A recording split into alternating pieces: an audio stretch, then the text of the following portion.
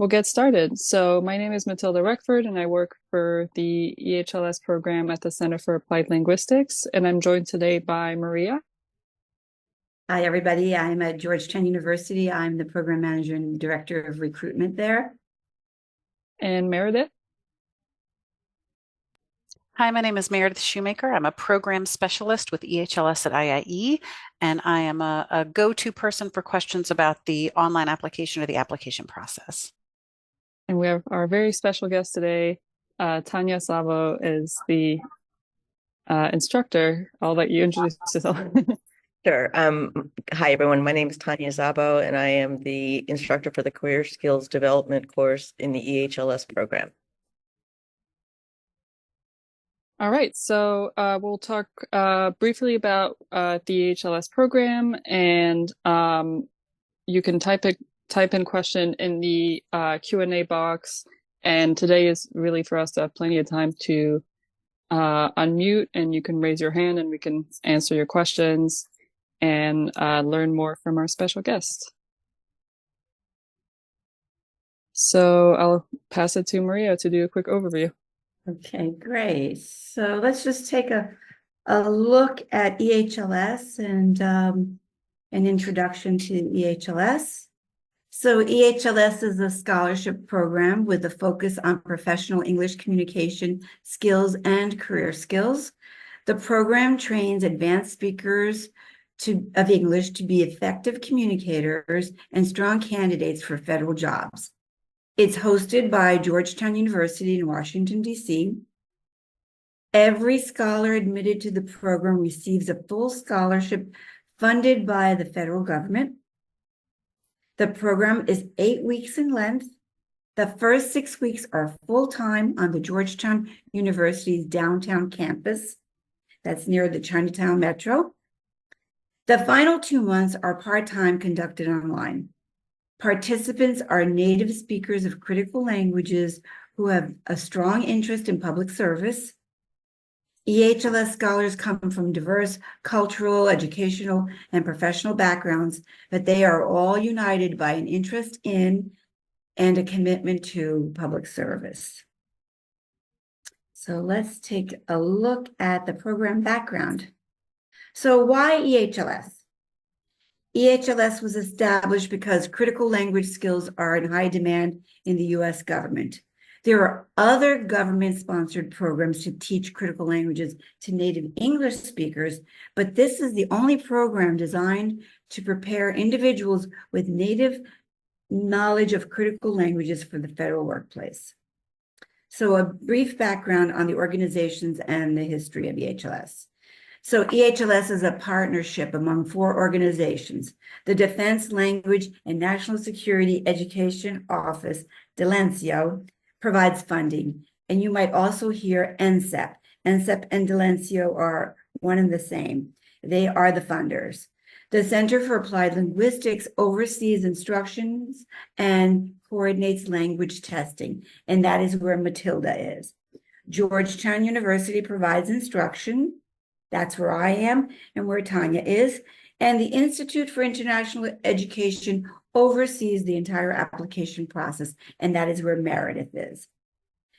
EHLS started in 2006. 2025 will be our 20th anniversary program year. I cannot believe it, that this is our 20th year. And every year, I can honestly say, I feel it's gotten better and better. Okay, let's look at the scholarship benefits and terms. So scholarships for the EHLS program are awarded through the Defense Language and National Security Education Office, DELENCIO, otherwise known as NCEP. Each scholarship provides full tuition and fees for the 8-month academic program, in addition to a living stipend, which is $3,600 per month during the first 6 months when you are full-time. $12,200 per month is provided during the last 2 months when it's an online program. For scholars moving from outside the DC metro area, EHLS can reimburse up to $1,000, but you must show your receipts. Other benefits of the program are a health insurance from Georgetown. And in past years, all our scholars have said it's very good. The health insurance is for you personally, not for your family members, but you can buy health insurance for your family members out of pocket. A certificate from Georgetown University upon successfully completing the program. By the time you are finished with the EHLS program, you will have compiled a beautiful professional portfolio, which includes a well-polished resume that Tanya is instrumental in helping you with. Writing samples, you might even put your big project in there. US government scale English and heritage language test scores, and a certificate from Georgetown University that opens many doors. Scholars must agree to the terms we have outlined here. Full-time attendance and successful completion of the academic program. Agreement not to work during the full-time program. That is the first 6 months. And an acceptance of a service requirement after completing the academic program. Okay, so let's look at the eligibility part. So first and foremost, you must be a US citizen at the time of the application. That is by the time you submit. And that would be the last date would be June 18th, 5 p.m. Eastern Standard Time. You must be a US citizen. You must be a native speaker of one of the languages listed, and you must have a professional level proficiency in that language. You must have advanced proficiency in English. Your proficiency in both English and your native language will be formally tested. You must have a college degree, that is at least a bachelor's degree. Many people come in with masters, multiple masters, PhD, but we just require at least a bachelor's degree.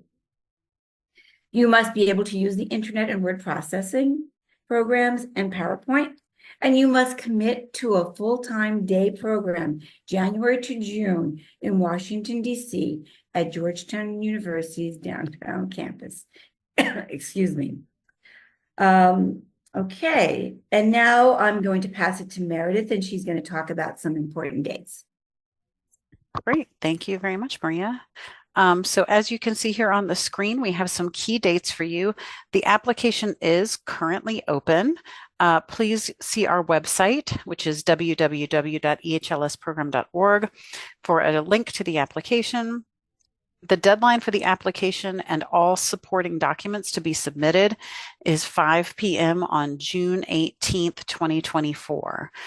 When we say the application and supporting documents, required supporting documents include transcripts, transcript evaluations if those are required, if you earned your degree outside the US, as well as recommendations.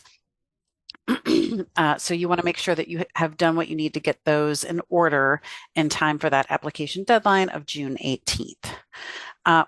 Once you have completed and submitted your application, we'll do a quick review of the application for eligibility and to make sure that all of your documents are in order. Once that has been completed, you will be invited to schedule an oral proficiency interview in English.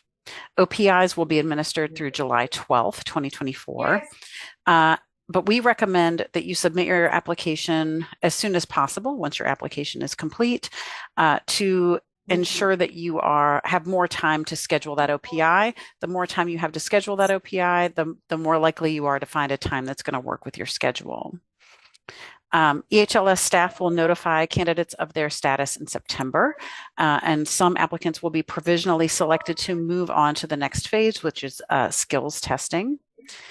In late September and early October, those candidates will complete language testing and a basic technology skills test. And those provisionally selected candidates will also complete an additional OPI in your critical language in September and October.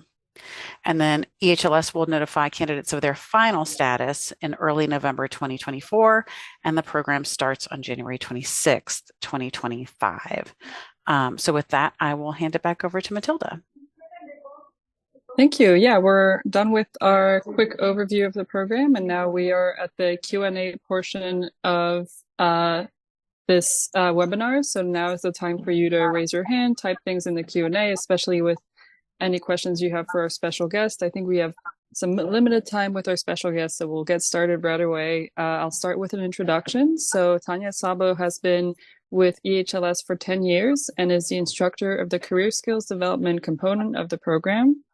This course prepares scholars to navigate the requirements of various federal work environments and arranges weekly presentation by federal agencies and contractors to introduce them to these environments. So yeah, I'll start with the first question. Can you tell us a bit about yourself and your career path? Sure. So I have been teaching English for the last, 20 years or so, 25 years. I started at Georgetown in 2006 and started with EHLS in 2014. I started as a instructor for the professional oral communication component of the course, but moved over to the career skills development in 2020. And I've really been enjoying transitioning into this different role for me and helping scholars work on a different part of their English language portfolio, which is their professional development components, resumes, interviewing, negotiating, things like that. So I know Maria is typing an answer to one of the questions here, but I'm thinking maybe you could say a few words about this. Sure. So there's a first question about the mentor component of the program. Could you speak about maybe a little bit about that? Sure. So if you're not aware, the program involves a capstone project that spans the 4 months. It starts in the second month and moves to the fourth month of the program, and the topics are given to us by different national security agencies on issues of national security, and the topics are assigned based on scholar backgrounds and the needs of the agencies to do research with open sources in native languages and in English. Whatever agency supplies the topic has the mentor associated with that topic, and so whatever topics the scholars choose sort of comes with a mentor who is familiar with the topic. So presumably, if the scholars choose a topic that's related on their native language or their region of the world, the mentor will have some familiarity with that region of the world. Great, amazing. Sense? We have another question about kind of the job search component of post EHLS program. So the question says, how many positions are usually available? I wouldn't necessarily put it this way because it's your job search, and there's it's very hard to know how many positions are available in the U.S. government. But yeah, if you could talk a little bit about we don't have positions in a job bank per se. Right, and it's not EHLS that provides you with positions. So basically, the training that you get over the first 6 months of the program is not only your deliverables to get jobs, but also how to find jobs in the U.S. government, via the government website for jobs, and also contractors and think tanks and a range of other places for you to search for jobs that are most suitable to your skills. Typically, scholars don't necessarily apply for jobs while they're in the program, because we really want you to focus on learning the skills required to be successful in your job search. But it's not out of the question. And at the end of the program, in the last component, that's when you really apply to jobs. And so the final session for career skills development is applying to jobs every single week. And judging from previous cohorts, I'd say that typically scholars do find work readily in the fall, but it may not be their dream job immediately, because there are certain constraints on what scholars can do in terms of security clearances, which often accompany jobs in national security.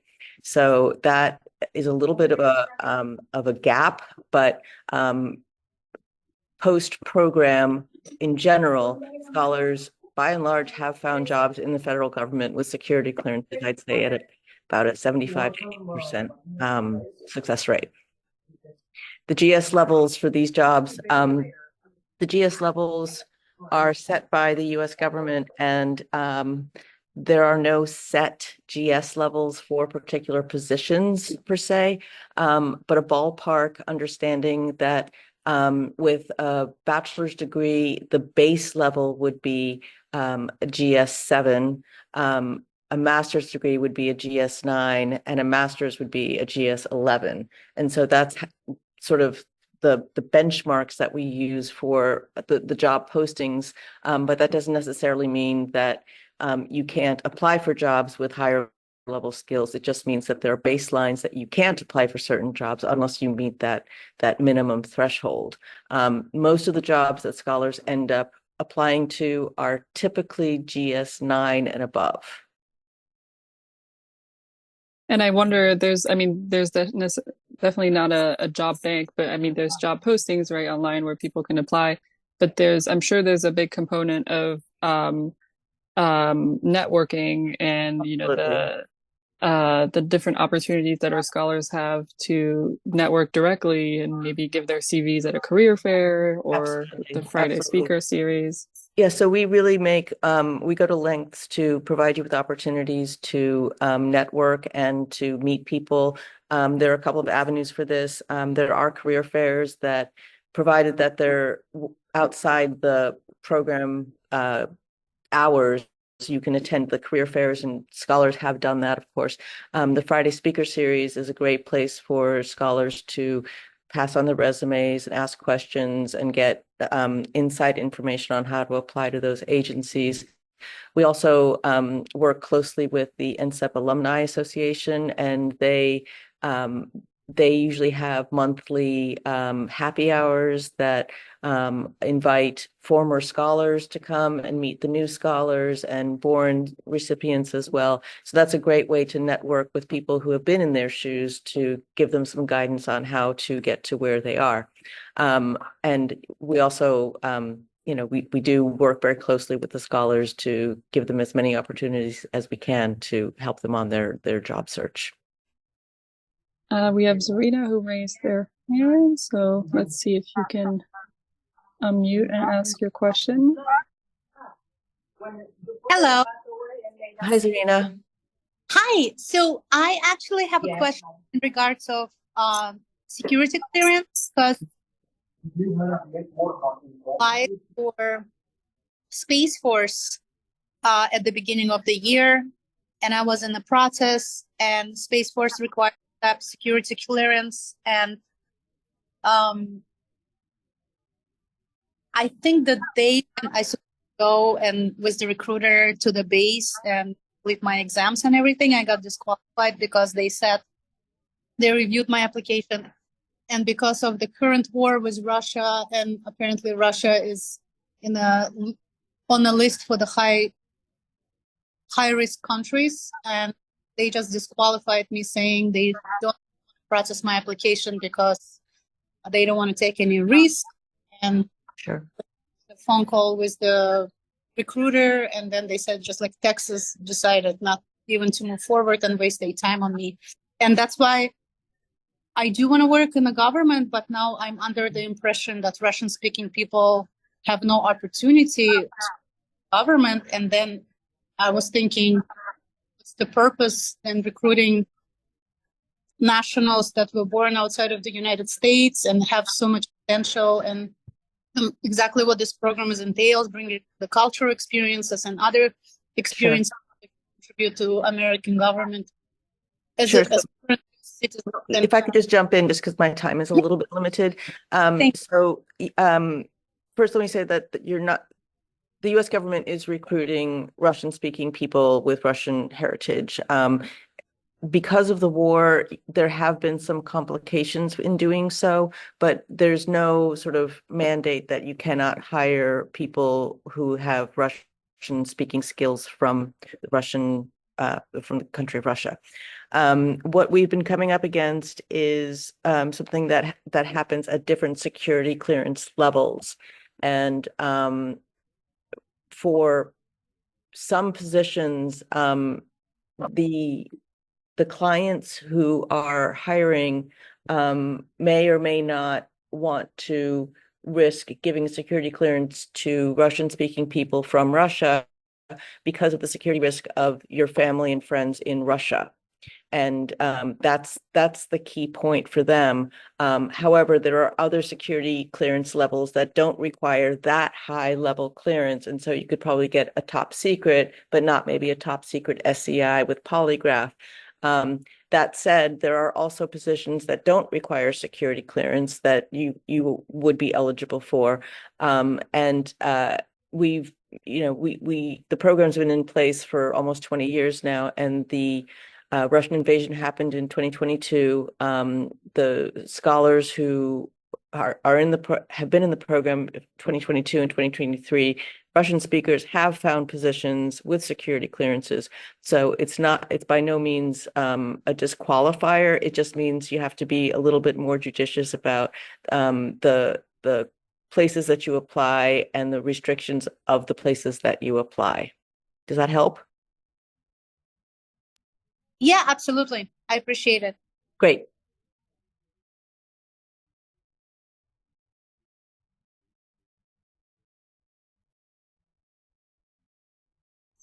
So I have another question for you. What would you say, what aspect of the EHLS program is most helpful for our scholars while they develop their English skills?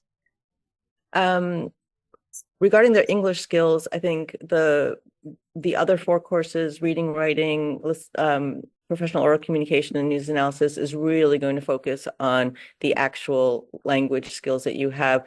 In the career skills course, of course, we have the backdrop of language and refining it and making it stronger for your deliverables. But the real sort of language progress that you're going to be making in terms of listening, reading, speaking, and writing are going to come through the English language portion of the courses. But in CSD, the thing that I think is most helpful to the scholars as they come into the program is simply getting a sense of USA Jobs and how to navigate it, because it's a huge bureaucratic website, and there are a lot of things that can go wrong in navigating and applying for jobs on USA Jobs. And routinely, that's what the scholars tell me, like, oh my God, I had no idea. I've been applying for jobs on USA Jobs for 5 years and never gotten a response. And that's the kind of thing that you do need training on, in addition to, being better communicators about your professional portfolios. Thank you. Mm-hmm. Maria or Meredith, do you have any questions for our I guest? have a question. I have a question for Tanya. Tanya, are scholars still getting, I guess, in the second portion of the program, the online portion, will they still be getting all of those NCEP exclusive jobs? Right. So that's a Can you talk great about question, that? Maria. Yeah. Mhm. So the sponsor of the program, the National Security Education Protocol, they have a special site for all of their programs for Born, NCEP, Flagship, and Project Go scholars.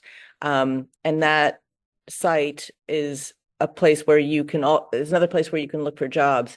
It's not available to you while you're in the intensive portion of the program, but as soon as you graduate in June and move on to session 4 of the program, the remote portion, you get access to that website. And that job board is kind of like a sliver of jobs, federal jobs, that are not posted on USA Jobs, that are only available to NCEP scholars, and those are exclusive jobs. And so you've gone from a pool of like thousands of people to a pool of maybe 200 or 300 at a time that are applying for the same jobs.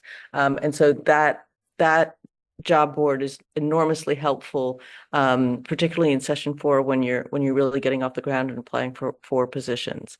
And another feature of being an NCEP scholar is that upon successful graduation from the program, you also get a special hiring exemption letter that also gives you a bit of a, not a bit, a lot of an advantage in applying for federal jobs, because some jobs are only available to special hiring authorities.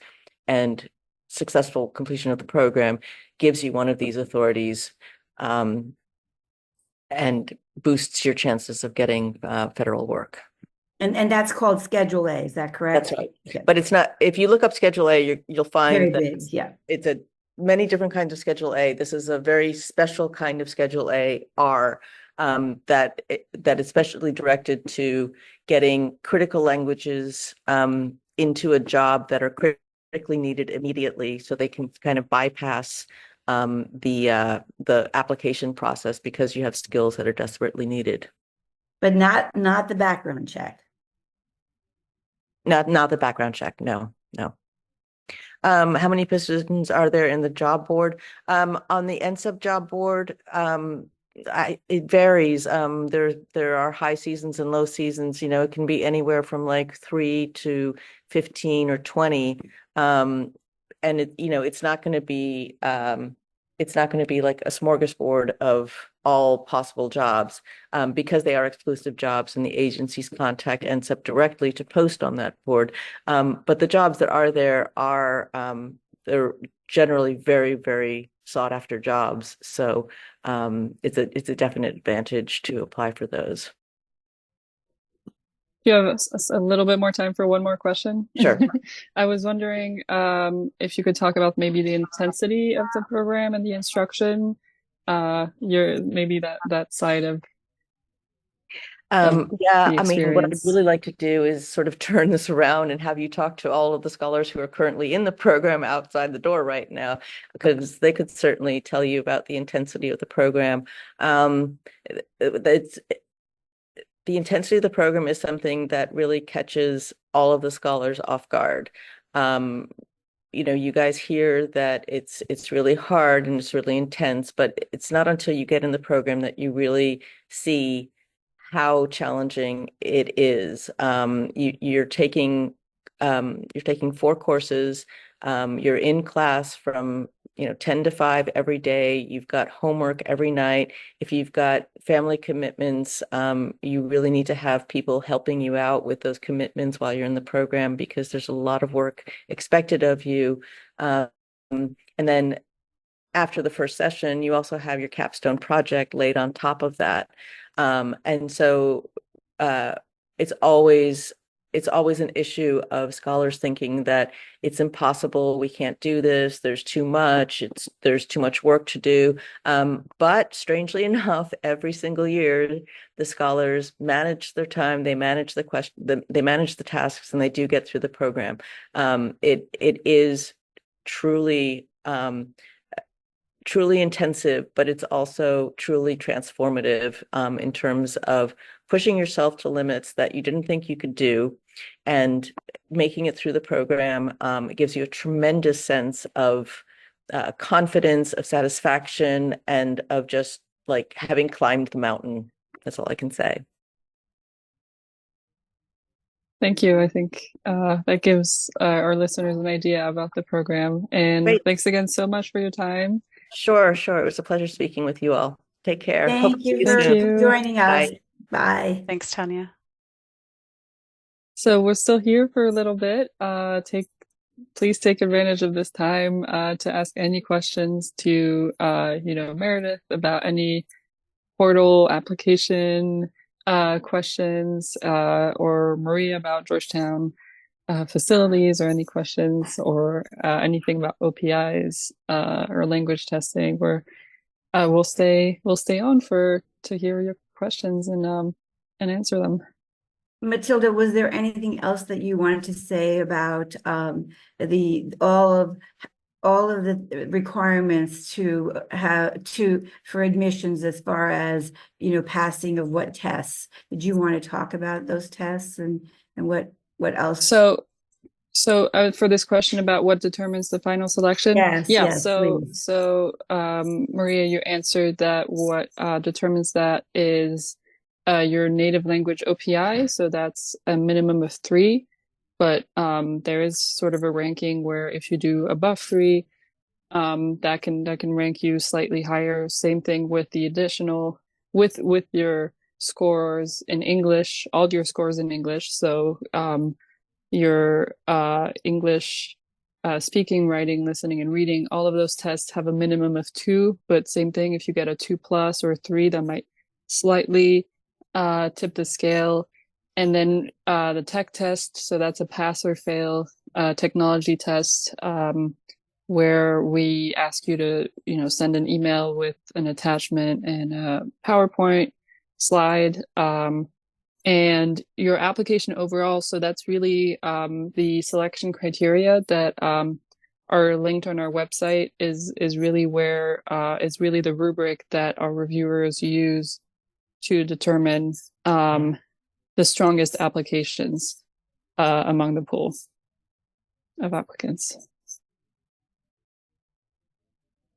Right. So just following on to what Matilda said, the quality of your application overall is what's going to determine whether or not you get into that pool of provisionally selected applicants. The applicants that are provisionally selected are the ones that are recommended and ranked most highly from our expert panel of application reviewers.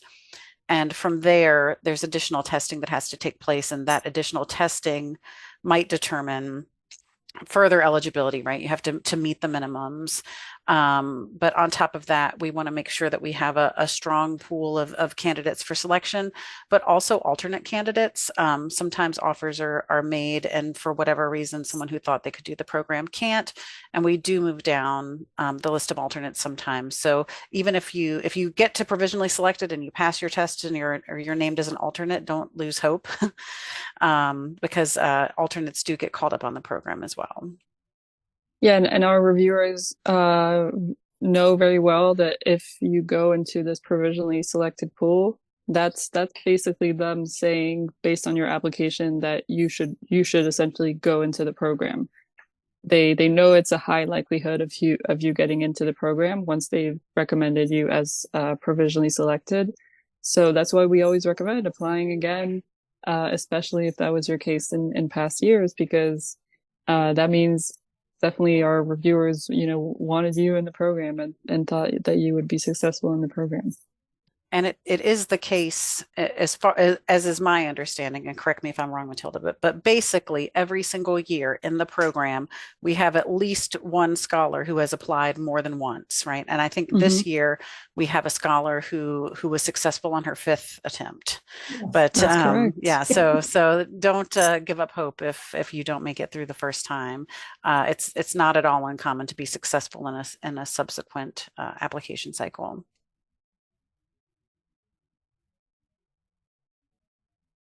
So yeah, again, this is your time if you want to raise your hand and ask us a question live, or type it in the box. We'll be happy to answer any questions.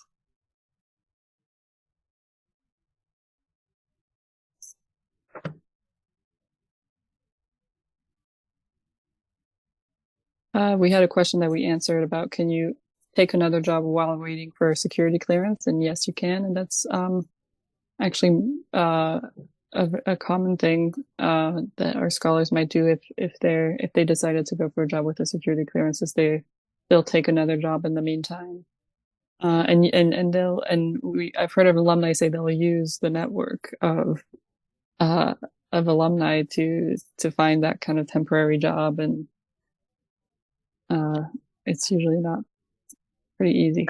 Some people also, if they were able to take a leave of absence, which means they did not have a federal job, because if you have a federal job, you must quit your federal job in order to enroll in this program. But if you had another job, you could ask for leave. Some people have gone back with the understanding that they're waiting for clearance, and they go back to their old job for a while, and their employer allows them to come back. So that's another possibility, but you'd have to negotiate that. Matilda, do you want to talk a little bit about the time frame to complete the service requirement? Right. So, and we have an exciting webinar. Actually, I can share my screen and share these announcements that we have. We'll have an exciting webinar on the 29th, so very soon, on what to expect during and after EHLS, where we cover a lot of the service requirement. We have a speaker from our funder, Delencio, who speaks in detail about the service requirement. Essentially, how that works is you have 3 years to start that 1 year of service requirement, and everything's on a case-by-case basis. So you're in communication pretty much the whole time. You're showing that you're doing a good faith effort. So you're documenting the jobs that you're applying for.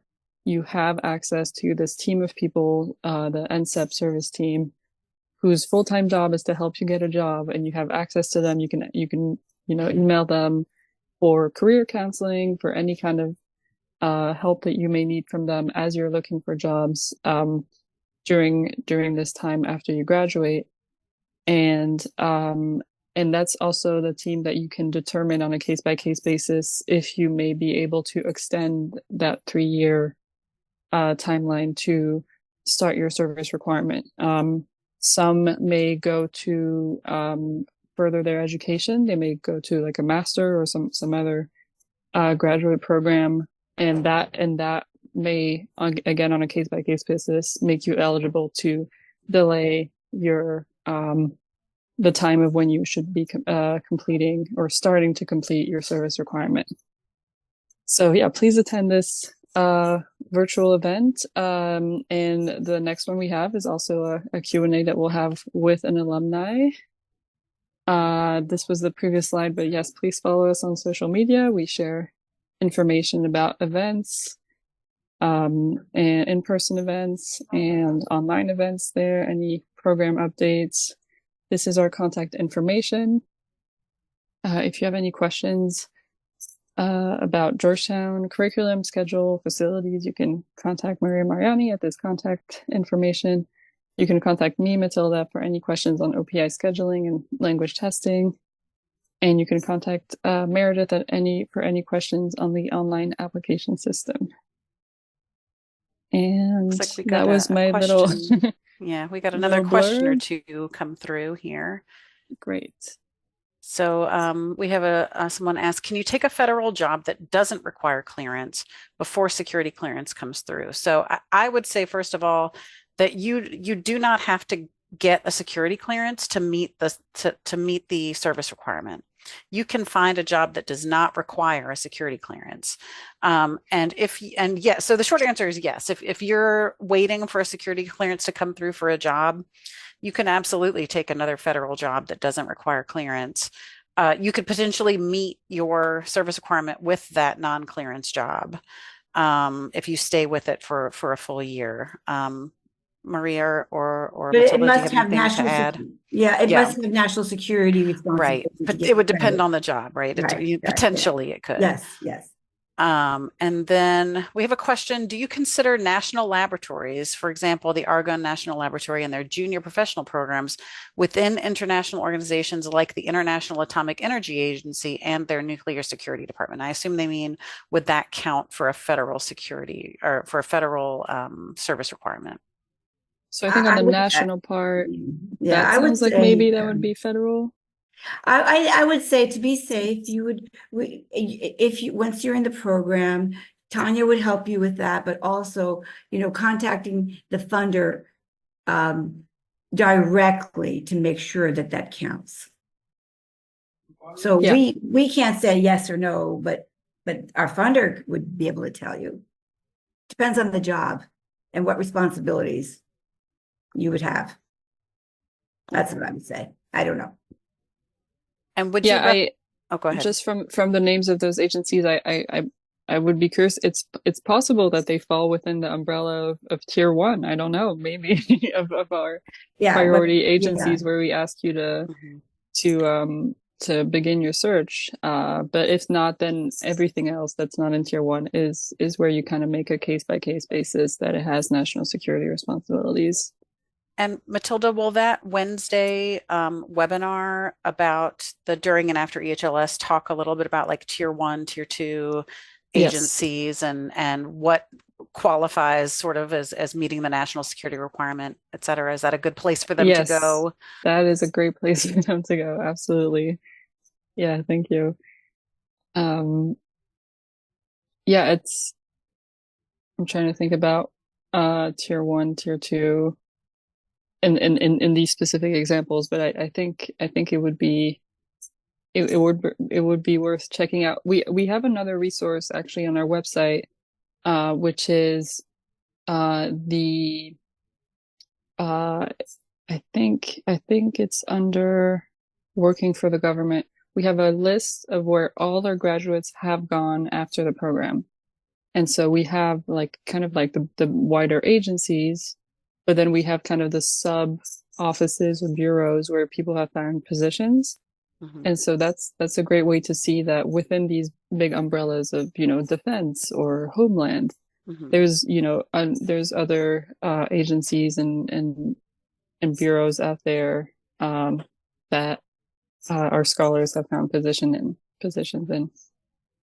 Right. I think a lot of people might think, oh, it has to be the intelligence community or it has to be DoD or NSA or Homeland Security to meet this national security requirement. And it doesn't necessarily, right? National security can be defined pretty broadly depending on what your background is, what the specific position is. So we've had scholars in a lot of different agencies that you maybe wouldn't expect. But Yeah, just keep in mind that you do have to go through that tier, okay? So you have to exhaust a search in that tier one and then tier two. So your career skills instructor Tanya would tell you, what does that mean when have you exhausted all your possibilities in that tier? Mm-hmm. Yeah, and in the example of international organizations, that's kind of like perhaps, something that would be considered as like different than the federal government. And so I will say that federal contracting companies, they also on a case by case basis may be a place for you to fulfill your service requirement if I think the requirement is 80% of your position must be directly with the government. But you may have had to go through all the tiers before. And that was a question we should have asked Tanya, but I could find out. I will find About out the tiers, for yeah. the future. Yeah. Yeah. Mm-hmm. You may think of a question after this webinar ends. As you've seen, we have 2 more webinars. The one on what to expect during after EHLS might be kind of packed for you to type questions in, but the Q&A next week will have also plenty of time to answer things live. And like I shared the contact information earlier, feel free to contact us in the meantime, and we'd be happy to answer any questions you have that you immediately will think about after we finish this webinar. Thanks again so much. And yeah, I hope you have a good rest of your day and your week. And we hope to see your application soon. Thanks everyone for joining. Bye-bye. Thank you.